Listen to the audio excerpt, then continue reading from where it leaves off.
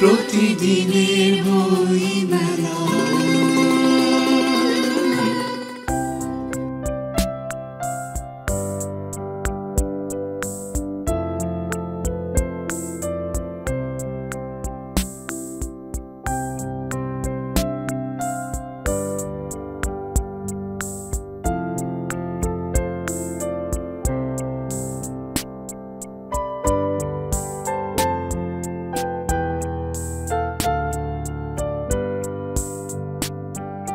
ফাগুন আসার আগেই বইমেলা প্রাঙ্গণে যেন ফাগুনের সাজ। ঋতুরাজ বসন্ত স্বরূপে হাজির হবে আর দিন দুয়েক পরে। আজ বইমেলা জুড়ে যেন বসন্তের একটি আবহ লক্ষ্য করা গেল। প্রতিদিনের মতো আজকেও বই প্রেমীরা স্টলগুলোতে ভিড় করছিল। প্রতি বছরই বইমেলা বিভিন্ন জায়গা থেকে সবাই ছুটে আসেন নতুন বইয়ের টানে। আমরাও মেলা প্রাঙ্গণ জুড়ে ছিলাম বাংলা লিংক নিবেদিত প্রতিদিনের বইমেলা অনুষ্ঠান নিয়ে। প্রতিদিনের বইমেলা। ইতিহাস ভিত্তিক গবেষণাধর্মী লেখালেখির জন্য পাঠকের কাছে বেশ সমাদৃত প্রথিতযশা গবেষক শাহাদাত হোসেন খান। আফসার ব্রাদার্সে দেখা গেল তার সাথে। তিনি কথা বলেন তার লেখা বইগুলো সম্পর্কে। এবার মেলায় আমার 5টি বই এসেছে। প্রথম বইয়ের নাম বাইজেন্টাইন সাম্রাজ্যের পতন। তারপরে হচ্ছে আরেকটা বইয়ের নাম 24-এর গণ অভ্যুত্থান। আরেকটা বইয়ের নাম জামাত স্বাধীনতার বিপক্ষে ছিল না। আরেকটা বইয়ের নাম জেনারেল জিয়া। আরেকটা বই অনুবাদ, সেটা আমি অনেক আগে করে রেখেছিলাম, তখন পরিস্থিতি অনুকূলে ছিল না, এবং সেই বইটা এই সুযোগে আমরা প্রকাশ করেছি। সেই বইটির নাম ব্লাড অ্যান্ড টিয়ার্স। বাইজেন্টাইন সাম্রাজ্যের পতন, এটা আমার বাইজেন্টাইন সাম্রাজ্যের মোট 4টা বই। সেই 4 বইয়ের শেষ খণ্ড বাইজেন্টাইন সাম্রাজ্যের পতন। এই বইটার মধ্য দিয়ে রোমান বা বাইজেন্টাইন সাম্রাজ্যের উপরে আমার বইয়ের যে ইতিহাস, সেই ইতিহাস আমার শেষ হয়ে গিয়েছে। আমি আরও লিখেছি মুঘল সাম্রাজ্যের ইতিহাসের উপরে 2টো বই আমি লিখেছি। তারপরে লিখেছি আমি অটোমান সাম্রাজ্য নিয়ে লিখেছি। অটোমান সাম্রাজ্যের উপরে আমার 3টা বই আছে। তারপরে বাংলাদেশের মুক্তিযুদ্ধ নিয়ে আমার 4টা বই। তারপরে আছে প্রথম বিশ্বযুদ্ধ এবং দ্বিতীয় বিশ্বযুদ্ধ। তারপরে আমি লিখেছি মিশরীয় সভ্যতা নিয়ে লিখেছি। মিশরীয় সভ্যতার উপরে আমার 2টো বই, একটা হচ্ছে ক্লিওপেট্রা এবং আরেকটা হচ্ছে প্রাচীন মিশর। অন্যান্য বিষয়েও আমার কাজ আছে।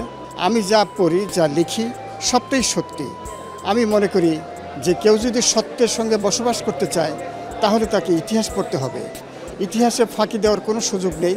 আমি ইতিহাস নিয়ে কাজ করি, মানুষ যাতে সত্যটা জানতে পারে। এ পর্যন্ত আমার প্রকাশিত বইয়ের সংখ্যা 60। এবার যে বইগুলি প্রকাশিত হয়েছে সবগুলো বই আফসার ব্রাদার্স প্যাভিলিয়ন নম্বর 35-এ পাওয়া যাচ্ছে। আমার জন্য অত্যন্ত সুখের বিষয় হচ্ছে যে বইগুলি মেলায় আসার আগেই 24-এর গণ অভ্যুত্থান এবং জামাত স্বাধীনতার বিপক্ষে ছিল না, মেলায় আসার আগেই সেটা এবং দ্বিতীয় এবং তৃতীয় সংস্করণ এসেছে। বইগুলির চাহিদা আমাকে খুব মুগ্ধ করে। পাঠকরা আমার এই বই গ্রহণ করেছে এবং তাদের মধ্যে বিপুল সাড়া ফেলেছে। সেটাই আমি মনে করি যে লেখক হিসেবে আমার সেটি সার্থকতা। প্রতিদিনের বইমেলা।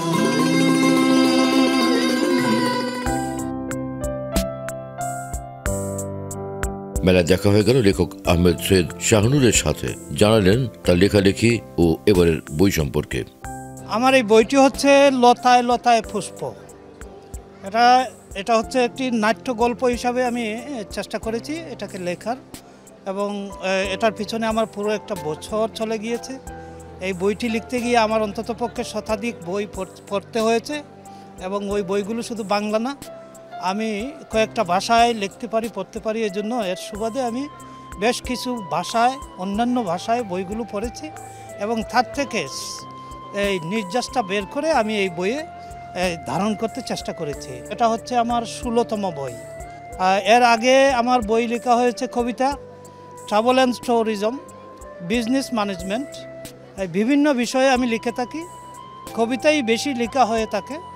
লতায় লতায় পুষ্প এই বইটি প্রকাশ করেছেন হরিতপত্র, 457 এবং 58 তাদের স্টল নম্বর। যে কেউ যদি ইচ্ছা করেন আমার বইটি পড়ে দেখতে পারেন। প্রতিদিনের বইমেলা।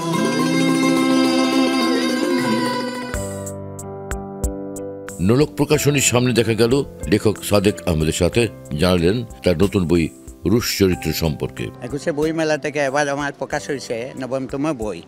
রুশ সাহিত্যের উপরে আমি 10 জন লেখকের আমার পুরানা বই লাইব্রেরি ছিল, ওখান থেকে তুলে ধরছি। কেন বাংলাদেশ এখন আন্তর্জাতিক পর্যায়ে যে পর্যায়ে গেছে, চাঁদের শাসন থেকে মুক্ত হয়েছিল রুশ বিপ্লব। এখন আমার মনে হলো যে আমরা বাংলাদেশটারে সেভাবে আন্তর্জাতিক পর্যায়ে যেহেতু একটা রাহু কবর মুক্ত হয়েছি, যে যাদের শাসনের সাথে আমাদের ফ্যাসিস্ট সরকারে আমি তুলনা করছি আমার বক্তব্যে। আমরা এখন দেশের আমাদের ভীষণ হোক, যে বাংলার জনগণের ভীষণ, যে আমাদের মুক্ত আকাশে আমরা কিভাবে ভালো ভালো লেখকদের কাহিনী আমরা আরও ইতিহাস থেকে গাঁথবো, যে আমাদের দেশটাকে কীভাবে আগিয়ে নিয়ে যাওয়া যায়। আমার এই রুশ চরিত্র বইটি আমি সম্পাদনা করেছি, প্রকাশ করেছে নোলক প্রকাশনা, বইমেলা স্টল 657। আপনারা দেখবেন, বইটা পড়বেন এবং ভালো লাগলে আমার এইটা সার্থকতা জীবনের।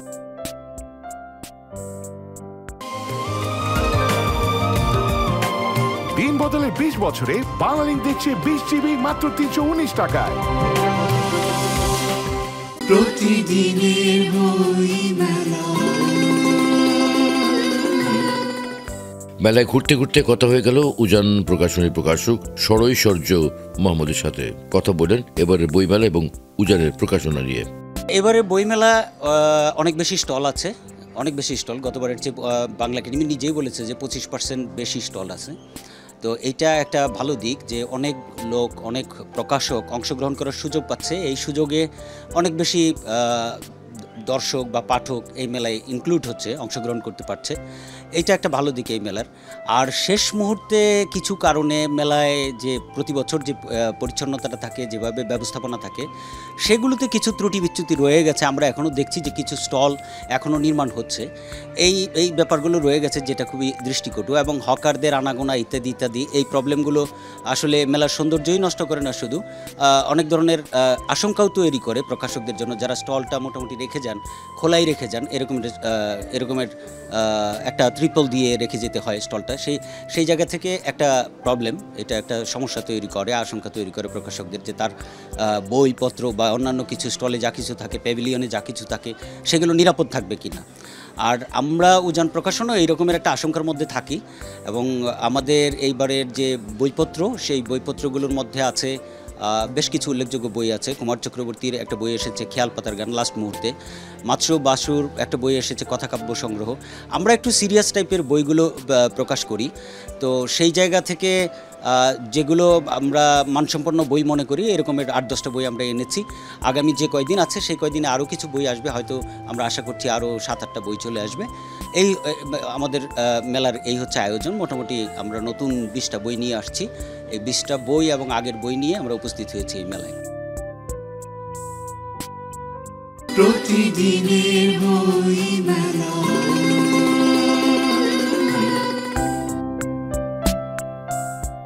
বইমেলার লিটল ম্যাগাজিন চত্বর মুখরিত থাকে তরুণ লেখকদের মিলন মেলা এবং আড্ডায়। এখানে দেখা হয়ে গেল তরুণ কবি আহমেদ শিপ্রুর সাথে। তিনি জানালেন তার লেখা বই সম্পর্কে। এবারের 21শে বইমেলায় আমার 16তম কাব্যগ্রন্থ সপ্তেই যখন সাহিত্যিকা সুচিত্রা সেন, এই বইটির নাম নিয়ে একটু আলোচনা হচ্ছে।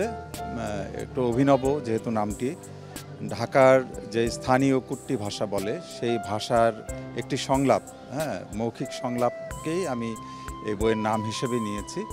আর এই নামের একটি কবিতাও রয়েছে, সেই কবিতার বিষয়বস্তুর সাথে মিল রেখেই এই নামটি।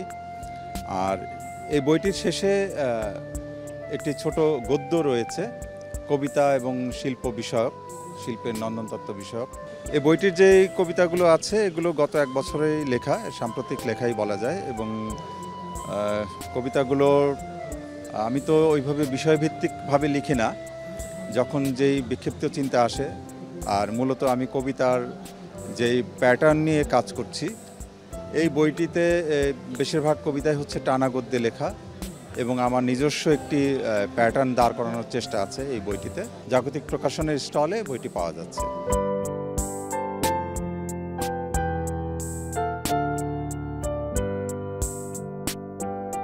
যুগে যুগে রথী মহারথীরা বই পড়ার মাধ্যমে জ্ঞান অন্বেষণ করেছেন। বাংলা সাহিত্য এত সমৃদ্ধতা লাভ করেছে বই রচনা ও গবেষণার মাধ্যমে।